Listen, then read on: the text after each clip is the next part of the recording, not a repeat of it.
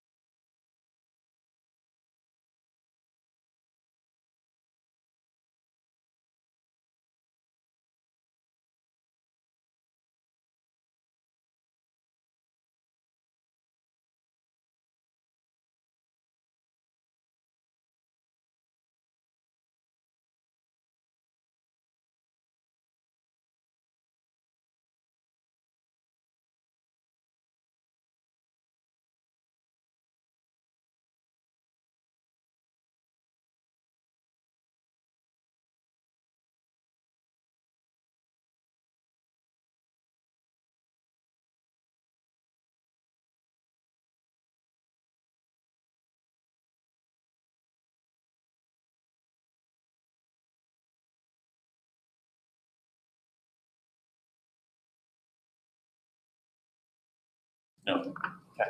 Did that? Yeah. Okay.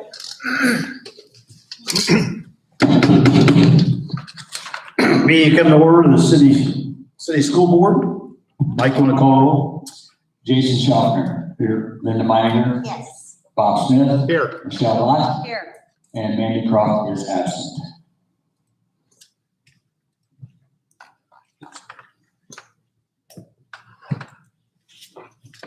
Okay, you want to all stand and do the pledge of allegiance?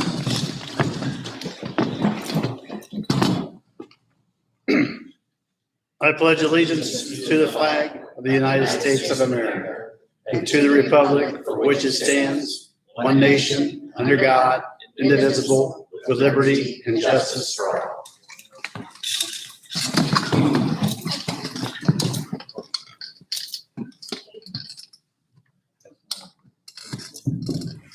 I'd like to welcome all visitors to the meeting tonight. We have any additions, deletions, or changes to the agenda? Hearing none, they will stand.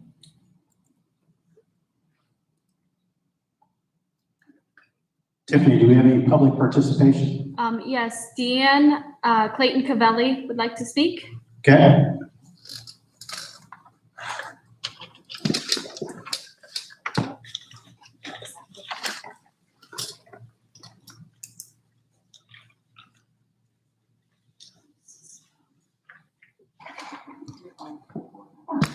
Thank you. And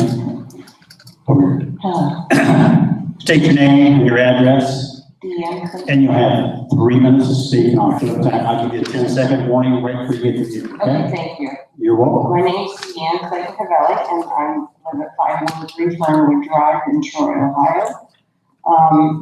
And if I could have 3 minutes of your time, that would be great. Matthew 12:25. Jesus knew their thoughts and said to them, every kingdom divided against itself will be ruined, and every city or household divided against itself will not stand. I am here to offer a mentoring program. This program was developed over the course of several years by Sherry Wyford, LSWA. Sherry has served with city middle school students for several years. She has 25 years in as a child mental health caseworker and is now retired. I have 20 years within the city school systems and Shelby County Family Services. I am also retired. We have given lifelong time and energy into this community, and although we no longer live here, we still care very much about our hometown and the residents that live here. So let me get to the point. Decrease bullying and increase understanding differences. Use a tiered level for monitoring. Group 1, the student match. Group 2, student council from 4 high school grades to review these issues. Group 3, a student parent social worker that would meet with the groups 1 and 2 to make sure things are on the right track. Seniors would be matched with 9th graders, juniors would be matched with 8th graders, sophomores would be matched with 7th graders, freshmen would be matched with 6th graders. This would rotate every year as the seniors graduate. These are one-on-one matches. Matches can go to their student council with any issues or problems during this program. Student council will discuss any problems with the adult assigned to however many number of students that they were assigned to. The Board of Education will be informed of all problems. If a student doesn't feel they are being heard, they can go to the Board of Education after following all steps first. Matches will be pulled from a hat. So it would be, matches will be pulled from a hat. Advisors will be voted on by the students by a pool of those interested in advising this mentoring program. 1 advisor per 30 students or 1 advisor per 15 pairs of students. This should decrease bullying as you create empathy for others. Big brothers, big sisters could be a model for your plan. We feel this provides an opportunity for the student body government to provide peer review within their school community. If you have any questions, my name and phone number are at the bottom of the page. Thank you. Thank you.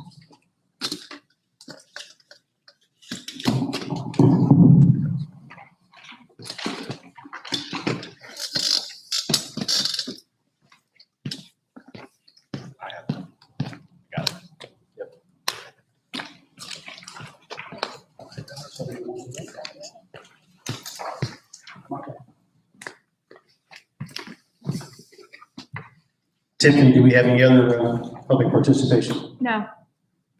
Okay. Go on to Treasury Report.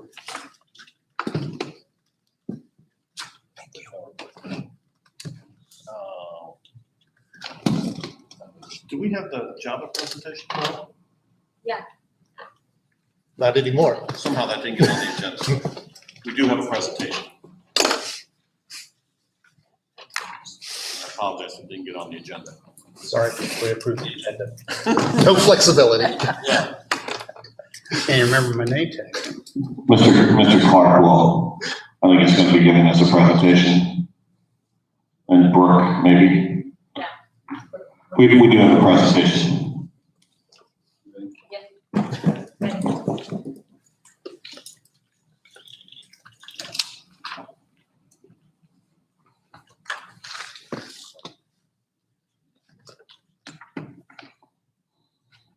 I'm sorry, that was probably my fault. It didn't get on the agenda and here. TC, no better way for him to spend his birthday today than with us this evening. So, thank you. We just have a brief presentation, but an exciting one we feel, to bring to our district.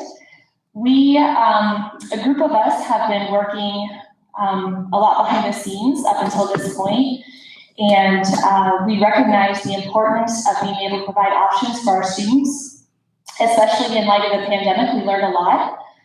So one opportunity that we wanted to bring to our students and families who are currently enrolled with us, and hopefully those who are not currently enrolled with us, and we'll invite them back into our district, is with JAVA, which stands for Jacket Virtual Academy. And we'd like to tonight just give you a higher level overview of what this program consists of. So again, recognizing that in the state of Ohio, and again, resulting from the pandemic, there is a need to provide options for students. And in order to also stay in step with what other districts across the state are doing, we believe it was important that we brought this virtual academy to our district. And so opportunities that our students will have as part of JAVA, why JAVA, is because we want to, again, offer viable options for families who are whether either enrolled with us or not, to have a remote learning experience if they would like. We want to stay in competition as much as we can with those virtual learning platforms that are currently in existence, and we believe that we can do it better. We want our students to be able to earn a Sidney City Schools diploma, which they will as a part of this program, if they so choose to enroll and remain enrolled. It also allows our students to stay connected to their local school community. We provide them opportunities to be with peers, stay involved in activities, extracurriculars, clubs, which is always a plus for students.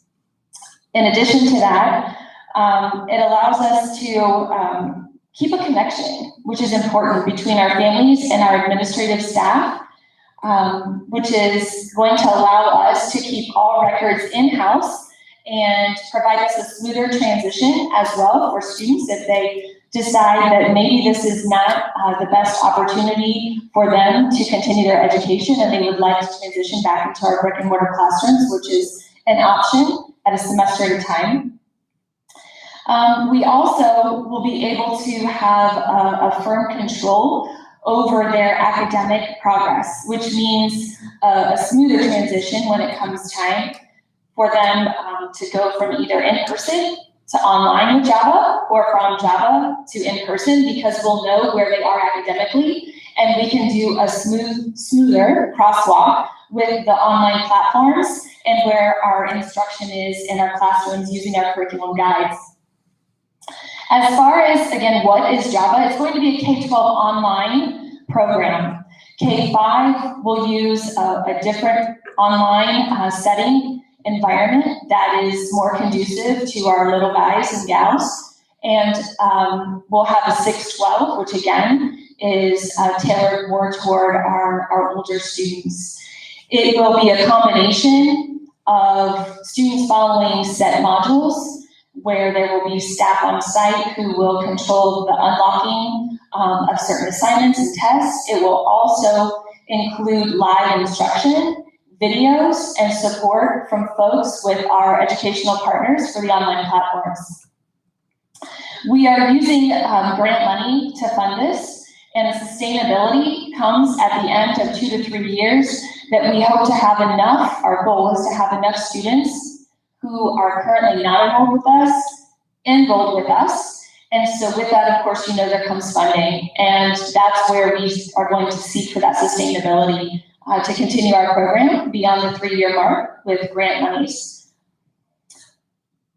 We are also setting in place some requirements that, again, in addition to a semester at a time, we are going to give students and families a 3-week trial run for the online platform to make sure that it is a good fit.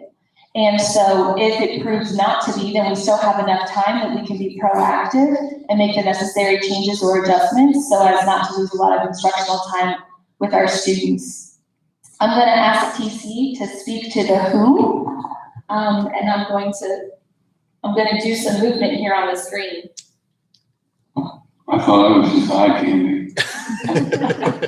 When Mr. Hummel asked me to help out with this program, he said we needed to find 15 to 20 families to come back to Sidney City Schools that would help fund it sustainably over time.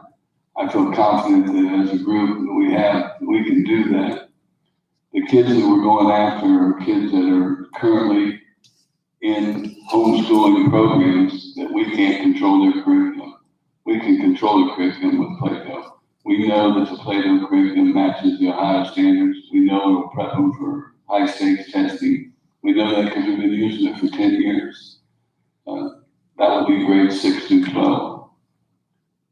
The other group that we'll go after are kids that are enrolled in what the previous program was called, which was SCOLA, Shelby County Online Learning Academy. So we're going after that group of kids too and get them to come with us. Those are Sidney kids now. The extra 30 that we'll get will be kids that are enrolled in other schools. I'm excited about it. It'll be my last challenge because I'm rapidly approaching 70 years old, and 7-year-olds should not be in high school with 14 and 15-year-olds. Is that good? So as I mentioned before, we have a team of people who've been working on this. Some of those team members you're not going to see on this site, but I would be remiss if I didn't share their efforts. So Grace Snyder, who is currently a high school assistant principal, has been helping. Denny Morrison has also been helping, in addition to, here you go. Now you know who's made the big time, because you're on the website. So we have Keith Ellinger, who is going to be transitioning in his retirement into a role as administrator for Java. We have Mr. Tom Clark, who is going to serve as consultant. And we have Deb Kaufman, who is going to be transitioning into our administrative assistant for Java. So this team of folks is going to be supporting our families as we move forward.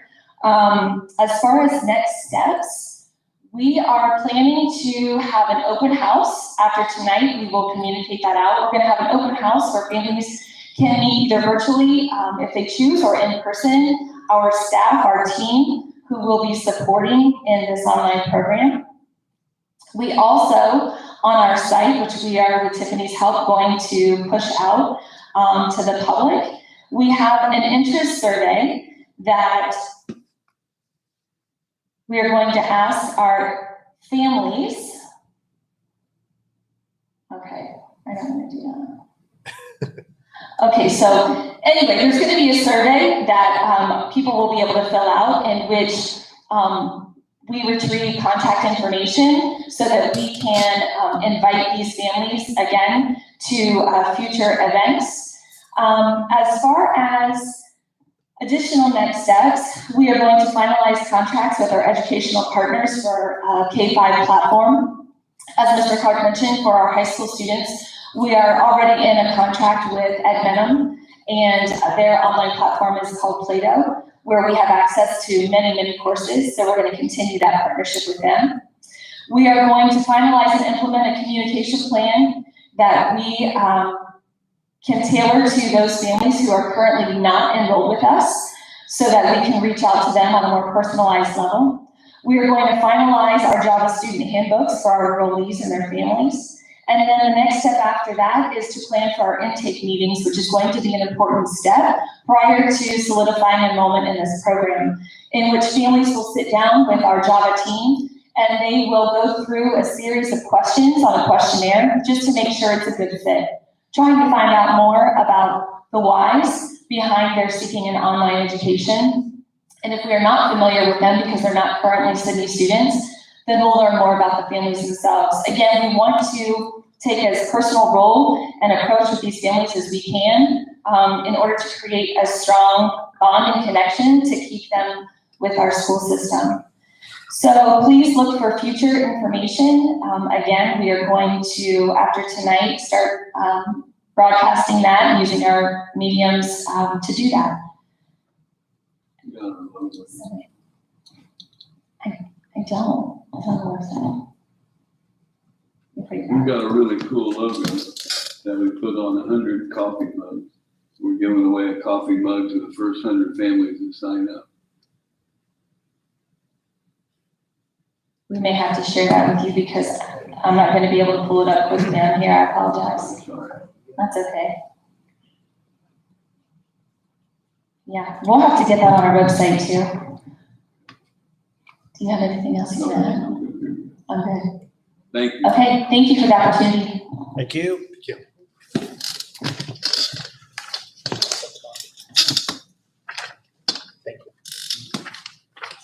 Mike, Treasury Report.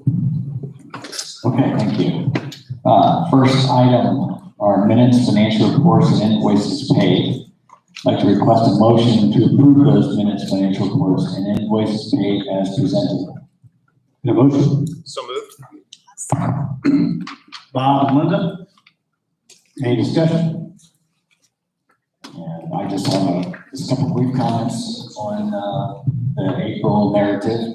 Really, not much new information has changed on the revenues, just a couple quick reminders on where things are. So for the property taxes, we're performing better than we had originally budgeted, but that was due to the fact that we have hit the 20 mil floor on the Res A properties. So that added a little bit more collections there. The state foundation is performing better than budgeted.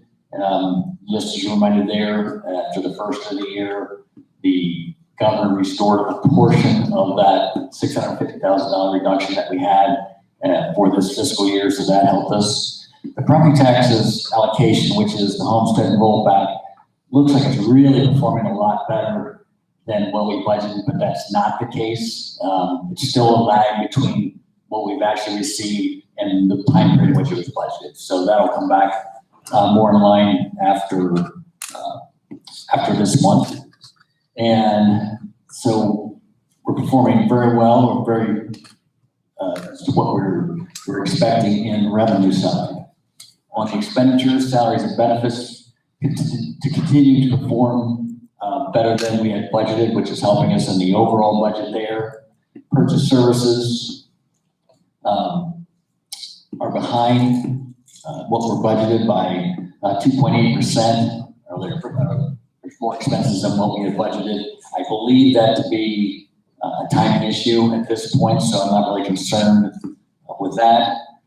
Supplies and materials, capital outlay, and all miscellaneous are really right on track for what we had budgeted. So expenditures, with the help of the salaries and benefits portion, are performing better than what we had budgeted. So in really good position heading into the last 2 months of the fiscal year.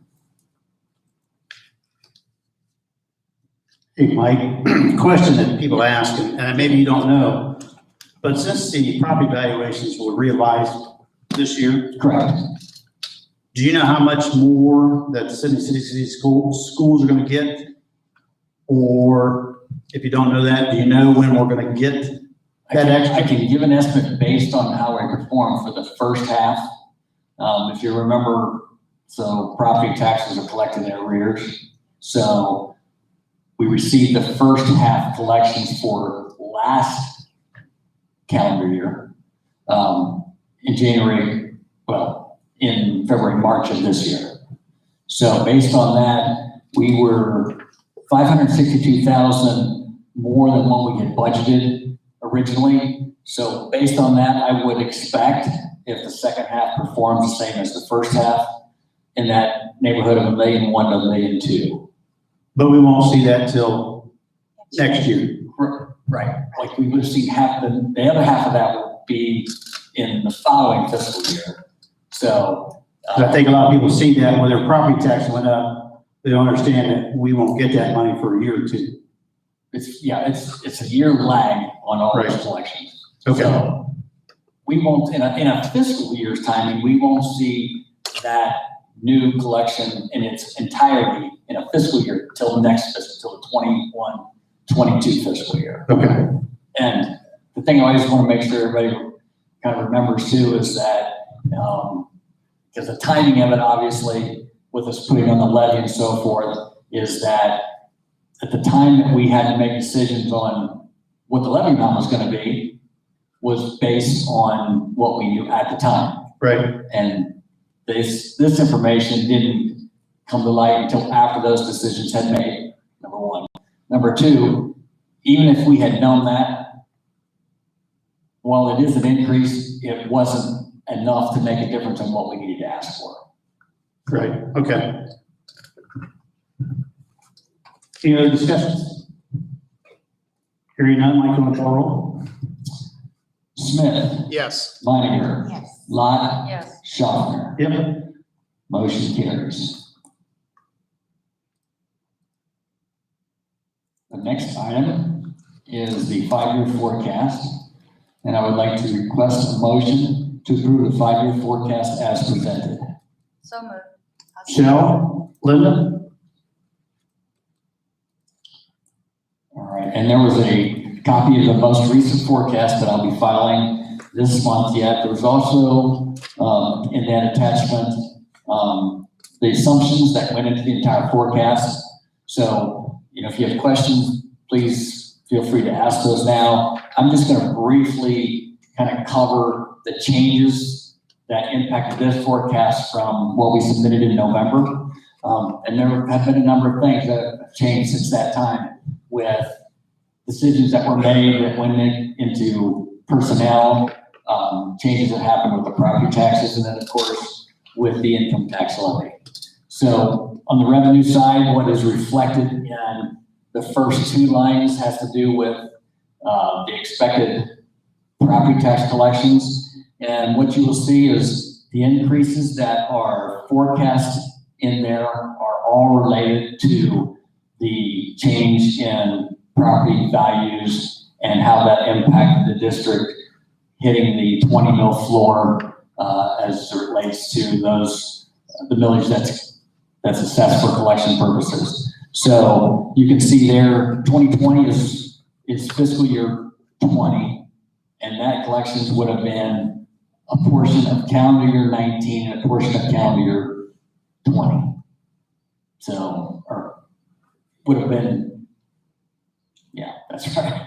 And where fiscal year 21 had a portion of collections that were in calendar year 20, and then a portion of collections that were from calendar year 21. So again, there's that timing thing. So what you see is there's an increase from 21 from 20, and then another increase from 22 to 21, and from there on out, then it's fairly flat going forward.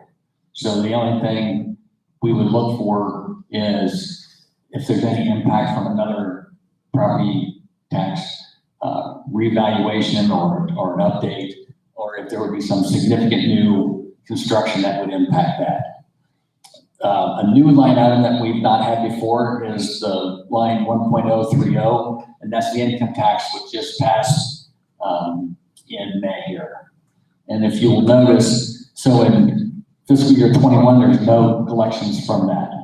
The first two collections won't occur until fiscal year 22. So starting in January of 2022, when we see the first collections. But you'll notice it's really a very small amount, a couple $100,000. 2023 increases to 2.3 million. We don't see the full collections that we anticipate to receive from that new tax until fiscal year 24, and that's $3.3 million then. Those are the significant changes in increases in the revenue. We have the state foundation, which is listed as the unrestricted state aid. Well, we are just entering into a new money budget. We don't know what that's going to look like, if there'll be anything that happens in it that changes our current funding. And so at this point, I'm not really comfortable with adding back anything more in there than the restoration of the last amount from the 650,000 that we reduced this year to start with. And that was all due to the lack in income tax collections or lack in tax collections at the state level. So we're restoring what's left of that, which brings us to next year, 19.3. But past that, I'm not going to budget that we're going to see an increase of any kind until we see what the state legislature does this year. And then on the revenues or the expenditure side, the place where you're going to see significant change is in personal services and some in the employee retirement and insurance benefits. So what you'll see beginning in fiscal year 2022 is we go from 18.5 million in fiscal year 21 in personal services to 16.995. That is the impact of reducing the teaching staff, the ISS there, reducing the administrator, reducing moving the aides from us directly employing them to the ESC and that savings there, and a few other smaller items in which we are making a savings, transitioning one secretary to federal programs. And so you can see the impact of that on both lines 3.010 and 3.020. And all of the other line items, purchase services, supplies and materials, and capital outlay, we're reflecting some small, just inflationary increases in those over the years. But the most significant thing I guess I want to point out here, if you go to line 6.010, if you recall at that point, as in the first three columns, which are actuals, we had expenses exceeded our revenues. That's still the case in 2021, but it is a lesser amount than what we originally anticipated based on some things that happened this fiscal year. But beginning next fiscal year, you will see we begin to operate with revenues exceeding expenditures in all 4 years to the end of the fiscal year. And we believe with the things that have occurred on the property taxes, the income tax, the changes in our personnel, this is a strategy that we'll be able to maintain for a good while forward after this fiscal year. So it's a much improved 5-year forecast than what we've seen for some time now.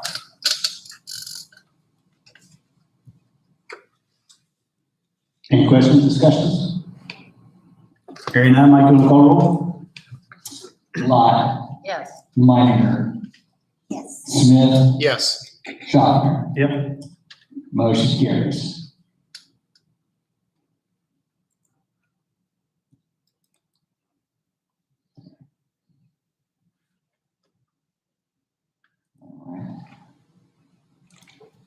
And the last item for me is a purchase service proposal. I'd like to request a motion to accept PT Services Rehabilitation Incorporated Therapy Services proposal for the 21-22 and the 22-23 school year. You have a motion? I'll so move. Linda? Michelle, second. The current contract that we had, which is with PT Services, expires at the end of this year. And I actually put this out for bid. We advertised it in the paper, and they are the only ones who responded to the proposal. Interestingly enough, their proposal came back that next year, instead of $57 per hour, they reduced their cost to $56 per hour. And then the year following goes back to the $57 per hour. They have been exceptional from everything I've heard in the buildings. I mean, extremely pleased with at every level that we had them at.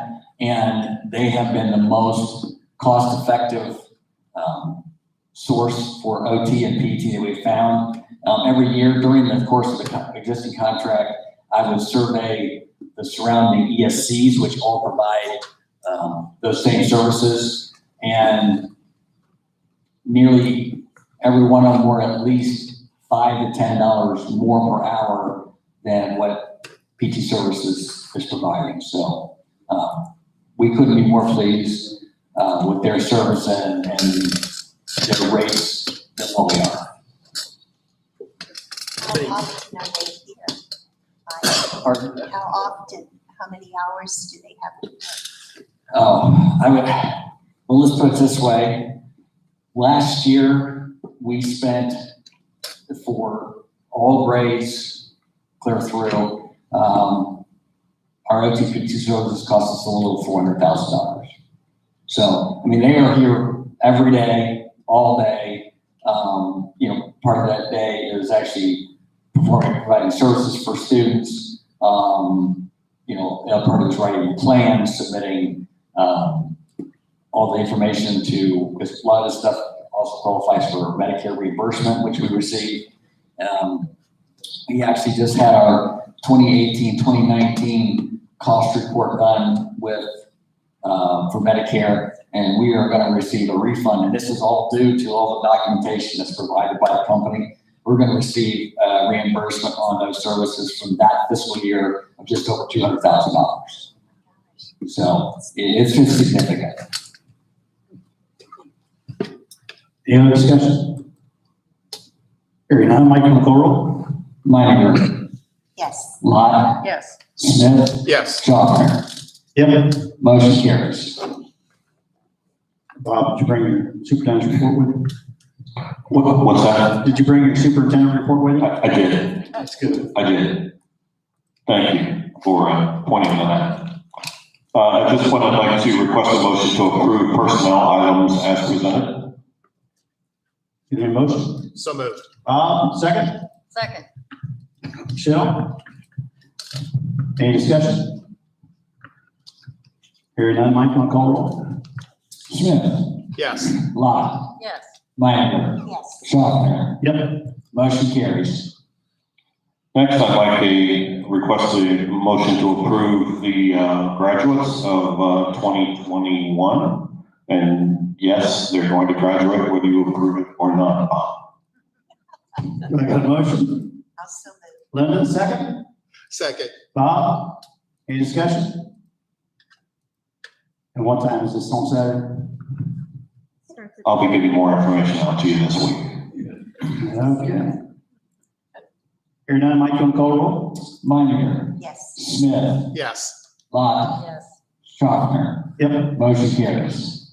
I believe graduation starts at 10. You'll probably need to be here at 9:30, but I'll make sure to get information out to everyone.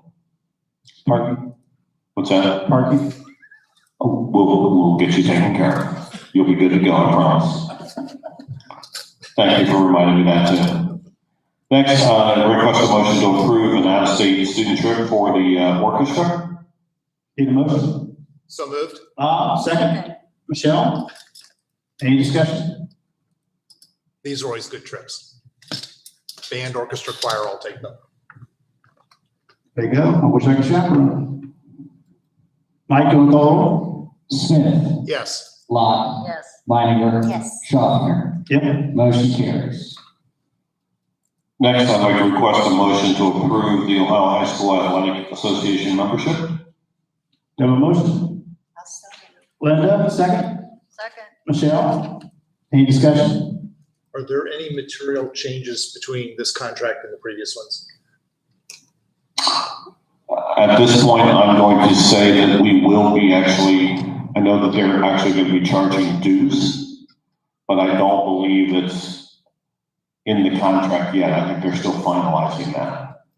But because of the pandemic and the track that they were on before, that they are going to be, the last I saw was going to be $50 per sport that we offer for dues. And that's just because most of the OHSAA revenue is dependent upon state tournaments, state and regional tournaments. And because they haven't had them, or they've been significantly reduced, their income levels is way down to begin with. Plus, I'm on the OHSAA Superintendent's Committee that meets 3 times a year with OHSAA, and they've been on this path for a while as revenues have continued to decline. So we knew this was coming. Is that fee going to be based on the division of the school in any way? No, it's going to be based upon just the dollar, just going to be the number of sports that you offer. So Beaver Creek pays the same as Russia? Correct. For the sport, correct, if they offer the sport. So Beaver Creek will end up paying more because they offer more sports. So It'll probably be fairly significant. Any other discussion? Mike, will call roll? Minor, Yes. Lot, Yes. Smith, yes, Schaffner. Yep. Motion carries.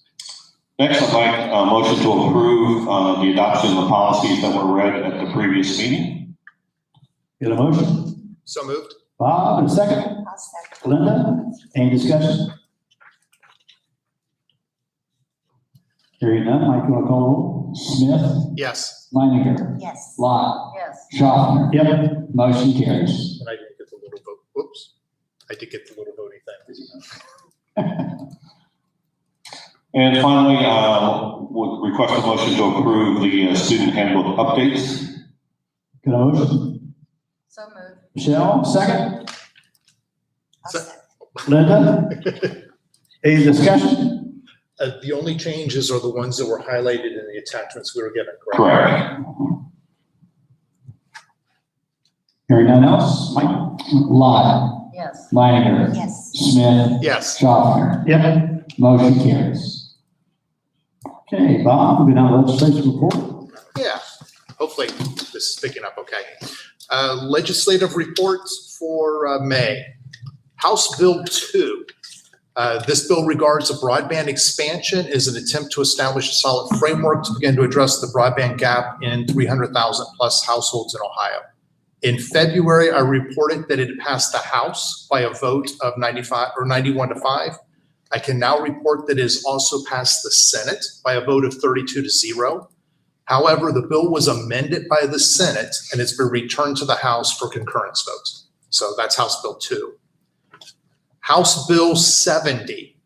This is new legislation. This is a bill which revises the law for passing a school bus.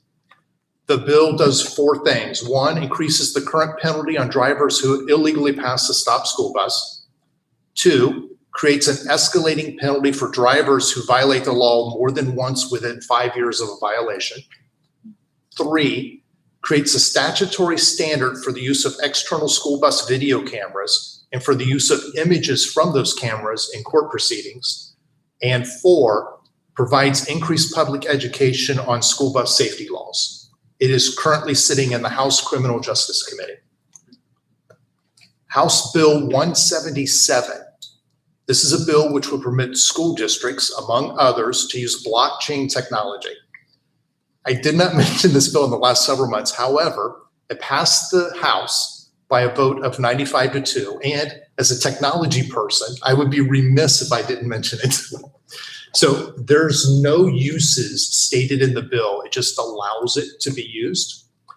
Blockchain is the distributed ledger technology that is about or behind all of the virtual currencies like Bitcoin. It's also used in supply chain for tracking the distribution of goods or the shipment of goods. There would be some interesting applications in student education so that students don't fall through the cracks. But I think uses in that sphere would require basically unanimous school district support from around the state. So there's no uses for it. I'm just mentioning that it passed. Senate Bill 1. This is a bill which requires students who enter the 9th grade for the first time on or after July 1st, 2021, to take 1/2 unit of instruction in the study of financial literacy. I first mentioned the bill during the February meeting. The bill passed the Senate by a vote of 32-0, and it should now be on its way to the House. Hopefully they'll have to move quickly to hit that July 1st, 2021, but actually it's have to hit the next school year. And then I want to make a note. Each month so far, I've passed over House Bill 110, which is the biennium budget, which Mike mentioned. I've done this as the bill seems to be very, let's just call it fluid right now. And I plan on covering the bill or asking the treasurer for a summary after it's been passed. So just know it's in the works. There's a lot of stuff going on, but there's also a lot happening and I don't want to change it every single month.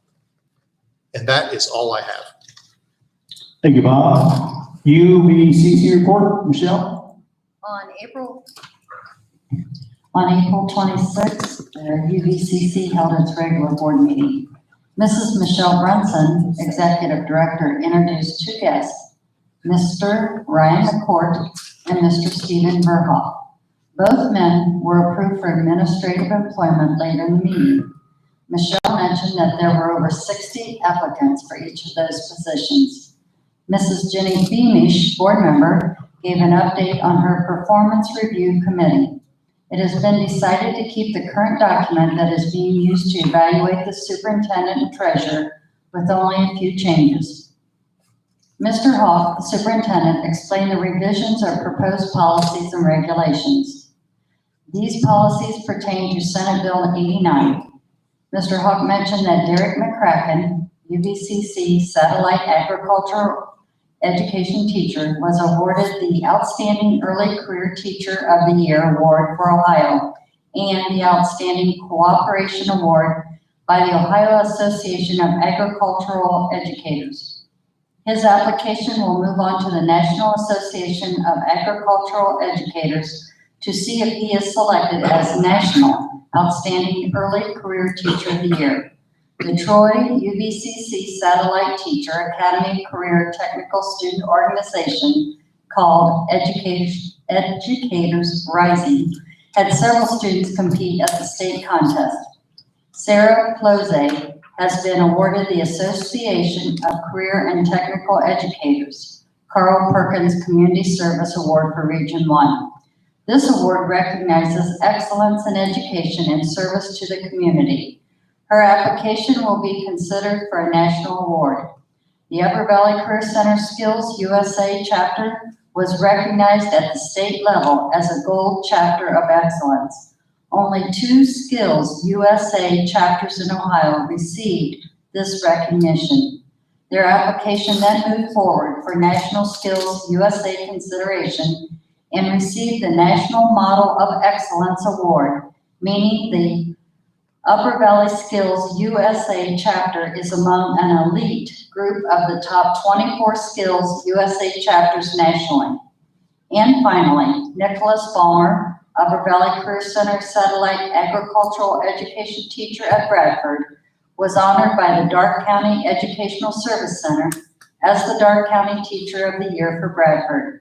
Mr. Hawk's final remark was an update on COVID numbers.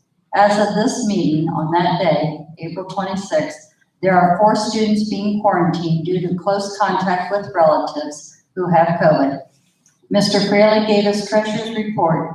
He asked for approval of the 2021-2022 salary schedule revisions, several service agreements, approval of 5 donations, textbooks, updated job description, and fee schedule changes. The board also approved many board members and staff members for years of service from 5 years up to 35 years. Finally, the board also approved 12 new staff members and accepted 1 resignation. Thank you, Michelle. Is there any reason to go into executive session? Seeing none, before we adjourn, just a reminder, our next board meeting will be at the board office in June. Correct. board office in June. And that means motion to adjourn. So moved. Who wants to go? Bob and Michelle, you want to stick around? Any discussion? Mike, want to call roll? Smith, Yes. Lot, Yes. Leininger, Yes. Chopper. Yep. Motion carries. Oops, I got a vote back. I clicked out too.